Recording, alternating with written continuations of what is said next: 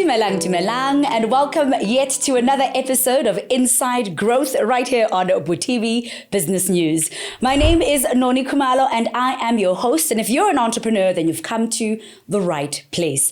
Today in studio, I've got a very interesting man. His name is Tshepo Sethosa, and he is the founder of Last Number Porridge. And you know when we say last number, it means it's giving hood. It's giving, this guy knows something spectacular is about to happen. It is a product that is made from fermented soft porridge made using traditional methods. And I'm so excited to have him in studio. Welcome to Inside Growth. Thank you for having me, man. It's nice to be here. Lovely for you to be joining us as well. Okay. You're a comedian, but we're going to park that for a while. Let's get into you. Let's talk about you being in this business. Mm-hmm. When I did my research on you, you said you started this because yeah, it was hectic. It was in 2020, man, sure. The height of COVID, you know, like you said, I'm from an entertainment background, so there was no money, there was no gigs, all my savings, and it's deeper now, and I thought of something that I could do, and that luckily just came to me, and yeah, we've been at it since.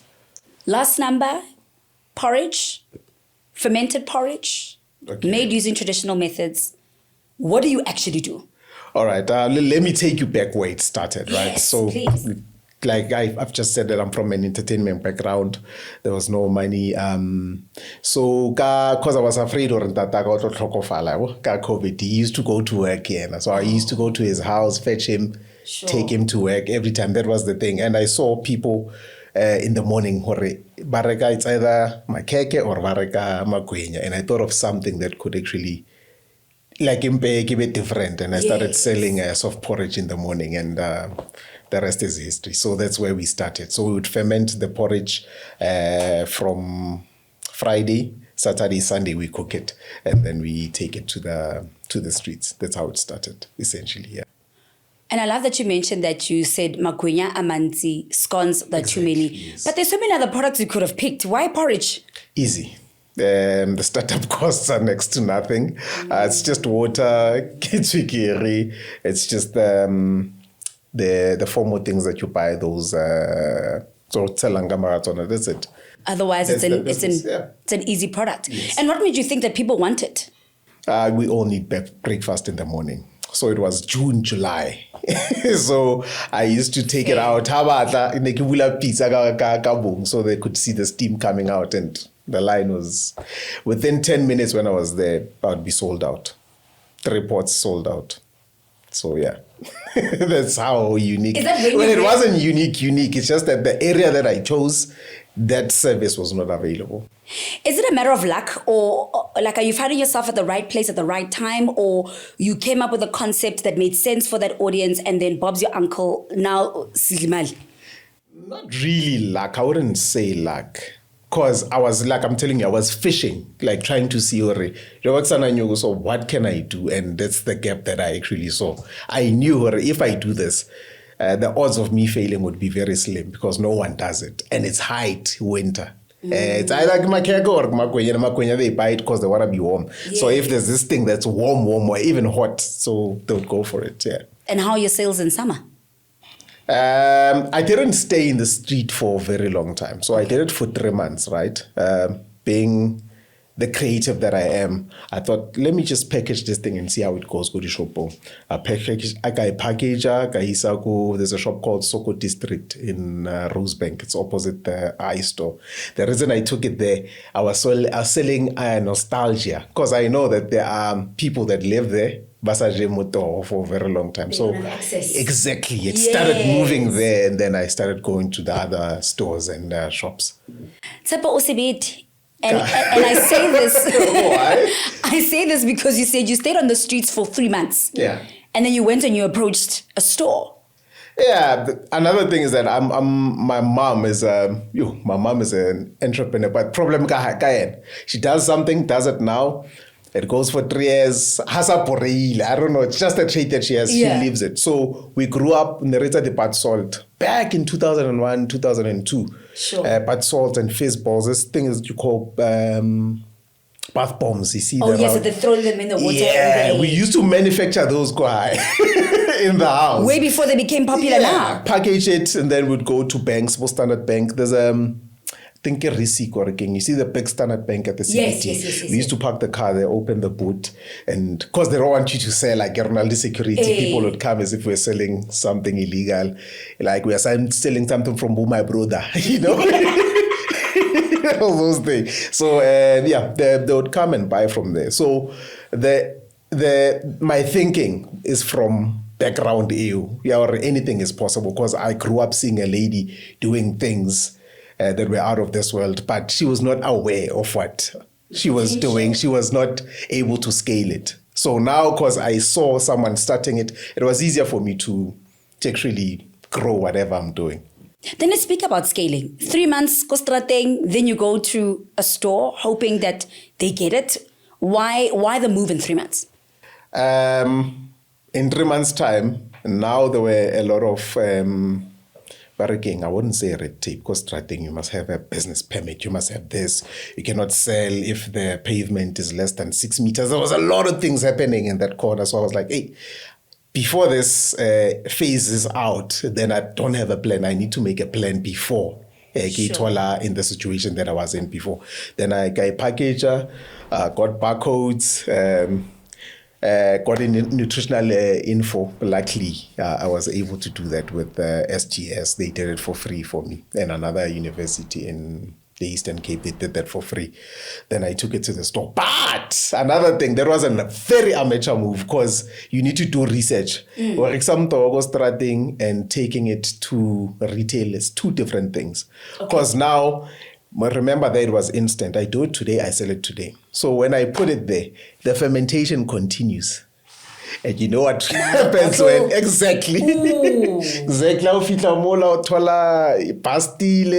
it's a huge mess. So that's the mess that we found ourselves in. But I'm glad it was early when we started our business. But maybe let's take it there. Let's speak about compliance. Yeah. In the food industry. As you say, holoko strateng, rareka fela.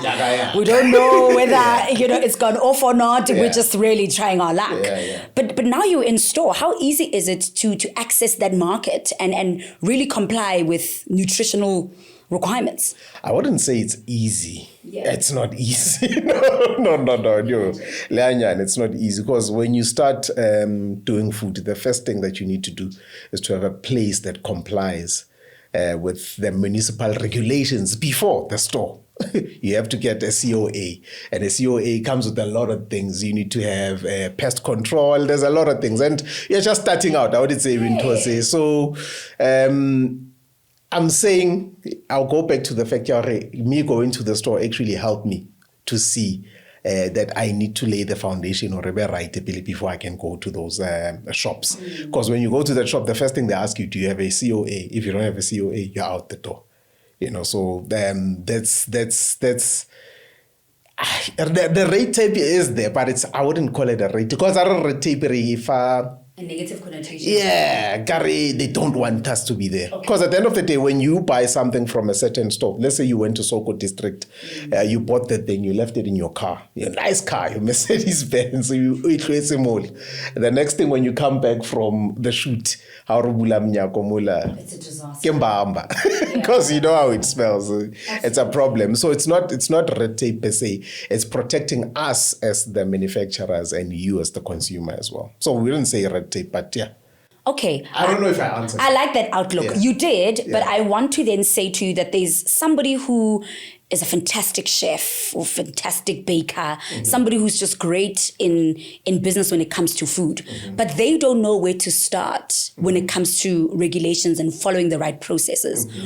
Give us a step-by-step guideline of what I need in order for me to comply, whether it's on the streets or then eventually moving then into a store. All right. If you want to take it as a serious business, the first thing that you need to do, register with CIPC. CIPC, get your tax. Get your document compliant first. That's the first step. Second step, anywhere in South Africa, when you trade, you must have a business trading license. You said you're from that other side. Why that other side? You're from that other side. Not me. You're from the West Rand. I'm sure the city of Joburg has a fee that you have to pay for you to get a business license. When you get a business license, then you make sure that you get a COA. First, get a place that you know is going to be compliant with the regulations. And how do you do that? When you go apply for the business license, you tell them, this is what I want to do. What space, what type of space should I have and what do I need? Then that's where you start. Once you have those in order, then everything else is easy. When you approach the retailers, it's easier for them when you go to them and say, I have a COA. So now they see, or you're taking your stuff seriously. Then other retailers will even assist you to be compliant with their regulations. With SPA, there's a SPA supplier database. When I started 2023, they put us on the SPA supplier database, trained us, they came to our facilities, they told us, do this, do that, fix this, in order for you to be there. And then it's as simple as that. Then you go on. It's not simple, but yeah. Yeah, I was about to say, you say it's simple. Is it really simple? It's not, now that I've passed that stage. Now that I've passed that stage. Okay. But when I was there, hey. It was tough. Yeah. How long is this process taking? It can take anything from 6 months to a year. But in that process, you're still trading because you already have a COA. You can approach other retailers that are not so strict with regulations, with your ISO 2000 and your HACCP. So you can go to other retailers that can accept a COA. SPA as well does accept COAs. The COA is a short process. It doesn't take too long. Yeah. And how much am I taking out for all of these things to be met? COA is only 1.5. It's 1.5. Where I'm from, I don't know, because municipalities differ, right? I don't know how much they charge in the city of Joburg or in Tshwane or wherever. Or in the Val, I'm not sure. Yeah, but where I'm roughly. from, it's I wouldn't say roughly, because amanye masipala about 500, omunye 200. Because another thing that we should do, just to add on the question that you're asking for the process, also be part of incubation programs. Okay. Yeah, those help immensely. I got SAPS testing through an incubator. I got the SGS that I was telling you about through an incubator. They take you to school. They give you courses for the thing that you're doing. So people shouldn't shy away from going to.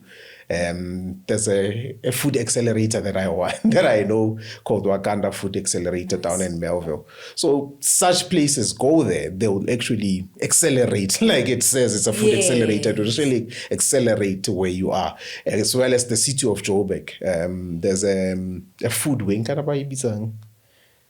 I forgot, but yeah, there's an agro-processing wing there. Okay. They also help, they work with CEDA. CEDA also helps you with your compliance, getting you barcodes, getting you your nutritional info. Oh, nice. Yeah. So the resources are there? Yeah. The government, man, but truly speaking, the resources are there. It's just that sometimes you don't get there. We don't go to where the resources are. You can't really say I applied and then you just fold your arms and be like, yeah, no. I'll take you to the NYDA, for instance. I went there. I was just about to or give it 35. Yeah. And I told them, even the people there ended up knowing me by name because I forced my way into that. There's also a Gauteng Enterprise Propeller. You can also go there. You'll be in the queue, but the more they see you, I mean, Motoho, so I understand, and they know you by name. So, GEP, CEDA, CEDFA, NYDA, there's a lot. There's a lot for us entrepreneurs. And we end up calling things red tape because we want to comply. Sure. I understand. So do the little things. Get your business license in order. Get your COA. Get your barcode so that they see Motoho. For instance, if I'm going to a GEP, I must go with the product in hand. This is what I produce. I want help with this. So it gives them an idea and a sense of what it is that they're backing. Yes. being an entrepreneur, so that's how it works. Yeah. No, you're right. I mean, someone once said to me that like finding work is work. Like we can't expect for things to just fall on our lap. We really need to go out there and really fight for what it is that we want. So I like that you say that go to these organizations, go to these institutions, knock on the door. They must know you by name. Yeah, because that's how serious it is. Yes. Now, again, we mentioned how when you started this Unotsurikitlala, and the easiest way to do it was to go for this specific product because the startup capital, you didn't need much really to kickstart. Yeah. But now you're finding yourselves in shops, in retail. Is the capital changing? Do you need a lot more now? Is your packaging, designs changing? Where are we financially? A good product, it must be very low cost to produce. Like for a good business, it must be low cost for you. Like it must make sense. So that markup you can 30%, 35%, it's good.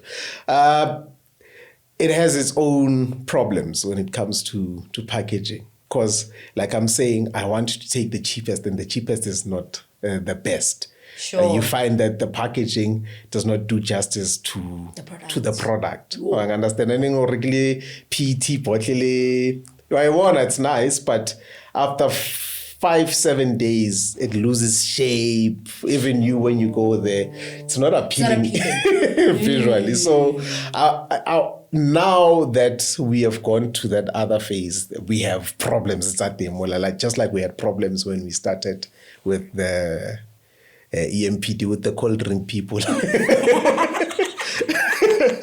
With the cold drink people, we had problems. Even now, we do encounter such struggles. But packaging in the business that I'm doing, more than anything, is the ultimate for me. Because mutoreka kalitlo.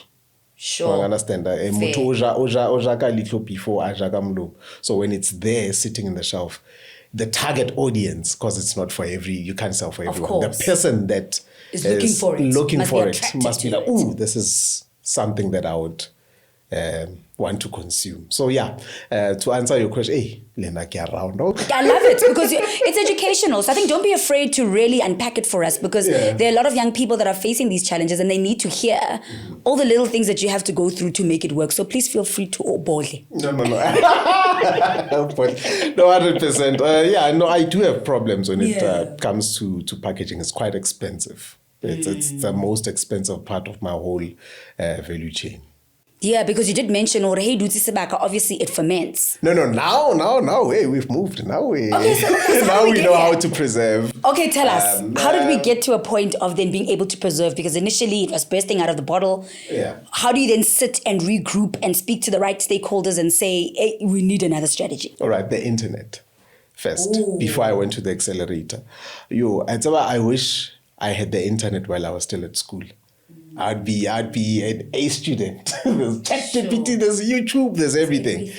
So when I had this problem, I just prompted on YouTube, how do you slow down fermentation on a product? And then they'll tell you, use this preservative, you search where can I get it, you go there, you get the preservative, you do it. So you must abuse your product, abuse it. So put it in environments like take it and put it under a bed, take it and put it in a boot, put it in a fridge, so that when a person comes, our product how you know Motoho. I understand. Okay. Before I went to an SABS or an SGS, I had to do the research for myself for me to understand the product itself. Sure. So I'm saying, Hapo, it's a good thing that I went there early and I got those bottles deeper, so that exactly I made the mistakes quite early, and I understood, okay, in order for me to preserve, I need to use a petrosam sorbate, I need to use that, and use this and that and that. And then as time went on, like the lab, SAPS, I tell them, okay, this is the process that I'm using. Then, but no, this is the wrong process, or this is the right process, or you're in a good track. Sometimes you even teaching them, because they've never encountered some of the problems. Yes. So it's that as well. That is so interesting. So, but what have the streets of being a vendor taught you that is helping you today as an entrepreneur? Sending teachers, and you know this is who you are. No. The thing is, I grew up. It'll go back to my mom. Yeah. I grew up in a family. After the patswords, out of nowhere. Like selling is something that's been in my blood. In your blood, yeah. At some point, we were selling trucks to Botswana. So there's a lot, yeah. At some point, we were producing pine gel detergents. Yes. We were doing that. Actually, that's the first business they had at home. I need to make them proud. No, you do. I need to. I think this you needs to work. Yeah, it needs to work. Because my dad had a detergent business back in the 90s, and he called it Dave's Chemicals. My other name is David, so it was named after me. But it did not succeed because they did not know the know-how. When they got the money, cash flow was a problem for them. Okay. When they got the money, they had to peshamola was an actual stock or to produce. So it's those little things that you learned from them that helps you in your journey of going. It's not the moment of me selling because it's something that I've done before as a kid and as a young adult as well. There's a lot of businesses that I started straight after high school. I started an oil recycling business. So we'd go mechanic, get the oil, take it to some company in Chlorocop. They gave us money. So that's what we were doing. And it was a good business. No. It was a good business at that time. Yeah. Said we were young. Now we made the same mistakes that my parents made. Yeah. Our face out share molar 5,000. You don't care or if any pata like a maga. Royeja shelter or labona gausano roisalang, you know. So So those are the small lessons that I learned growing up that have shaped me into the person that I am. Let's talk about that. You're getting funding for this incredible product that you have. Now you've got big money in your pocket that is supposed to be helping you develop your product or service in your business, but now you don't know how to manage money. What's your advice to the young entrepreneur when it comes to handling money? The business, the money that you generate through the business is for the business. Business is an entity. It must run itself and pay you as well. You must get a salary from it.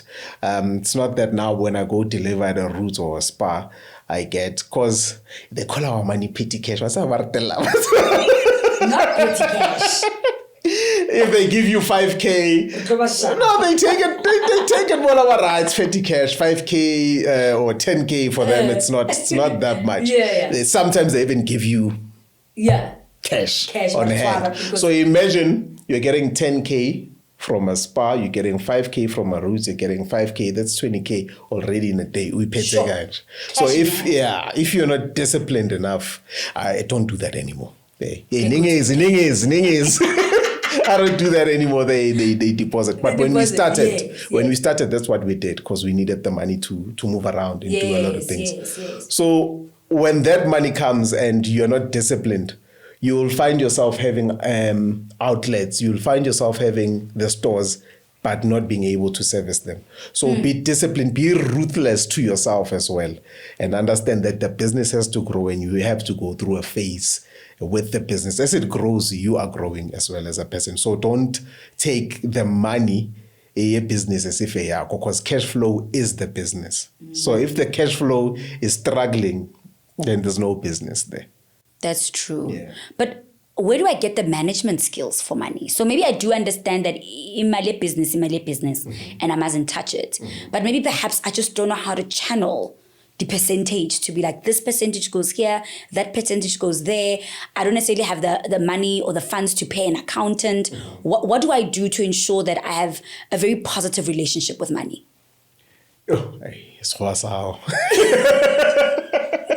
The positive relationship, I'd say, we are in a very abusive relationship with money, most of us, myself included. I've made mistakes that when you look back, you're like, that could have set me off. No, it could have set me off for the rest of my life.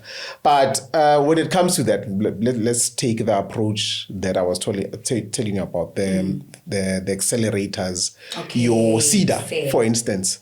Your CEDA, you can go there. They ask you when you get there, what do you need? Okay. So you tell them, no, I just need education and how to manage my business. I need resources as to how I can manage my business. I can even find an accountant for you. Can I find what do you call a bookkeeper? There's Ekasi Labs. I forgot what it's again. There's an incubator called Ekasi Labs. They do find a bookkeeper for you. As long as your things are in order, you bank, there's track records, your invoices are right, that bookkeeper comes and they help you structure your things, and they even coach you. You need to do this, do that, do that. So the coaching is not only for the technical part, which was producing the food and as well as running the business. And I'd also like to thank the NYDA a lot. They've helped me immensely, because there was a program that we went to for 5 weeks. They were actually showing you which part of the business pays for what. How much you need to produce one bottle. So even for labor, let's say I'm paying you 4,000, they'll tell you a second, this is how much this person is contributing towards this product. So it's such things that actually help us. I'd advise them as well to follow people that are in business, read business books. Also, YouTube is your friend. YouTube is an university. Like university, YouTube, there's nothing that's not there. Yeah. You understand? If you're in beverages, just go how to manage a beverage business. It'll go there. And it'll open up, like, the buy that come after that. Even online, you do that. There's a lot of free things out there that we're not utilizing. Sure, but you'll never know if you just uhlele khona ninja and waiting for things to happen. Yeah. Wow. But I'm full of but yeah. No, sometimes ibakare.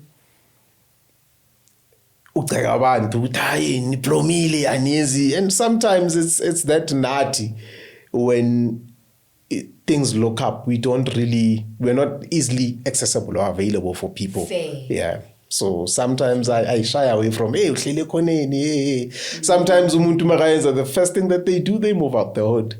Yeah. So there's no point of reference. The people that stay in the hood would be the people that we say are bad role models. That's what they're exposed to, and they aspire for that. Because if you look, there's a company called Also Heavenly. I only find out now that the owner is from where I come from in Vosloorus. Really? The one that we find in Clicks, Discam, below Shade? Yes, that gentleman is from Vosloorus, but I never knew. So imagine. Because you don't have a point of reference. Exactly. Why are we moving out of the hood? And I asked this question because my parents did the same. I'm from the hood. As soon as the opportunity came, we move out. It says, Tshepo, you're being naughty. You're being naughty. But there's a lady that we interviewed. Her name is Swongile. She's a mechanical engineer that's now gone into prosthetics. And she's doing incredibly well. She's still in the hood. Her business, well, at least, operates in the hood. Okay, but I also operate. You also operate it, but you don't live in the hood. Why are we moving out of the hood, Tshepo? No, I'm putting you in a corner because you're right. There is no point of reference for somebody who maybe has the same dreams and aspirations as you, and maybe perhaps they don't have the same background as you. Because you mentioned that this thing is in your blood. Entrepreneurship comes easy to you because your parents tried this, and you saw some of the things that they did well and some of the things where they failed. And there are places also where you failed, and there are places also where you are also learning. But there is no point of reference. I mean, I don't want to say that people must stay in the hood if they don't want to stay in the hood. If we're running away from certain things, from crime, from exposure, I can understand that. But why are we? Why is there no point of geographically? If we are in the hood, we are far from everything, every other opportunity. For instance, you will never but it's a small. You never find a home affairs. That's the first thing. Yes, right. You wanna fix your ID. The first thing you need to do. Then when the habatla go for slow batla tikinyana mola and batla di Thursday and Thursday it's that those logistics there's it makes life a bit difficult. If no yagana when about badulangukas good company they were supposed to be paid more because of the struggles that they go through to come and work. Absolutely. I understand. At 5 a.m. they're already up. Their colleagues in the suburb all only wake up at 6 a.m. That time they work just around the corner. Exactly. Mercedes-Benz. So it's excess, and I alone cannot fix the hood and say, yeah, no, I'm going to stay there. The reason that I don't want to give away my locations and stuff.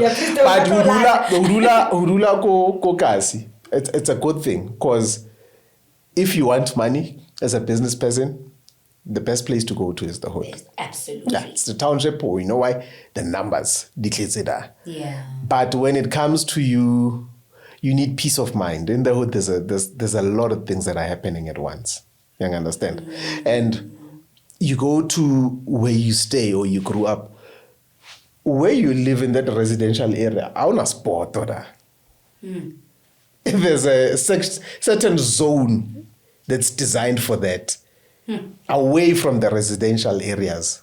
So if kokasi kamo ki kereke, kamo ki sport, kamo ki mapostola, kamo ki riding, so you see, even thinking becomes hard there. But it makes you the person that you become, because you think on your feet, but at some point you need to outgrow a place. Yeah, that's.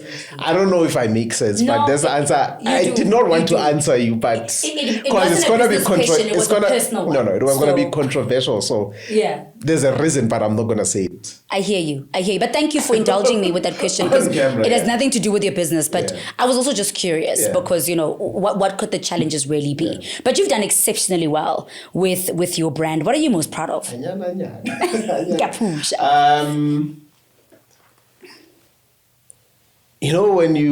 When something is in your mind, né, and when you see it there, like looking at a product and be like, I made that. Sure.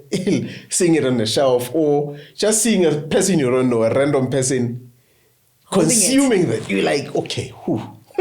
All right, maybe kitinkanyani, but that alone, like me being able to fulfill what was on my mind and the person actually consuming it, that's the biggest achievement for me.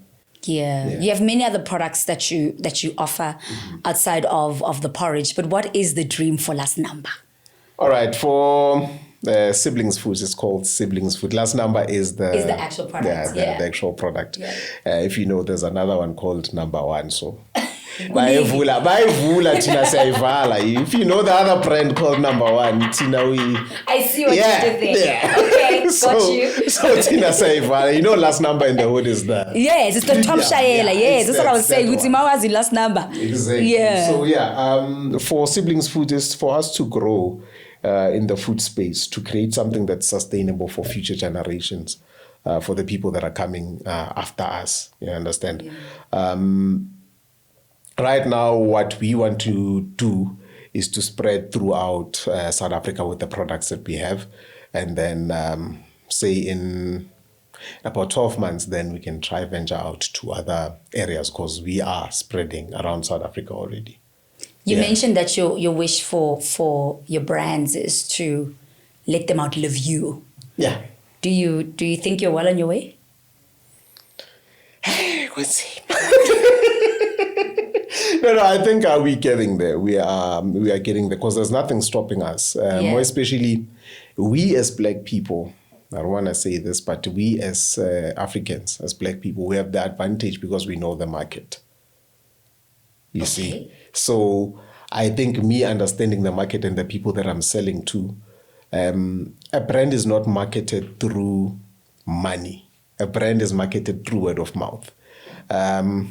I'll make an instance. There's a product called Yoni for ladies. Mm-hmm. Steaming herb for... Yes. Have you ever seen that thing in a big retail shelf anyway? No. But because people talk about it and it works. So sure. I think because of that, people talk about it. There's a hangover solution that I have called Papala's Terminator. It sells itself.